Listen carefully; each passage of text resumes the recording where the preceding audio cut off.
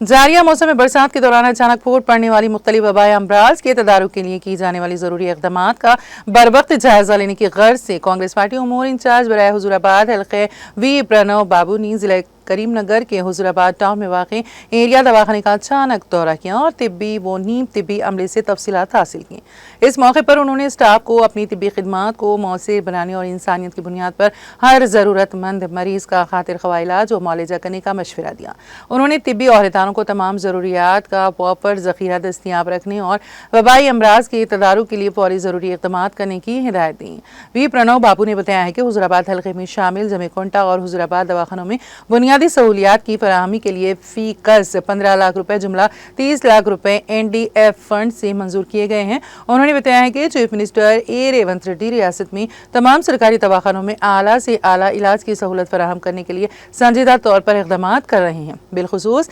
ज़चगियों को सरकारी दवाखाने में कराने के लिए ख़वातीन को तरगीब देने और तमाम तर सहूलियात फराहम करने का उन्होंने ऐलान किया। इस मौके पर superintendent Narayan Reddy, administrative officer Mohammad Najeem Ullah Khan Shakir के अलावा कांग्रेस कायदीन मोहम्मद अफसर S बाबू, A किरण के अलावा दूसरे मौजूद थे।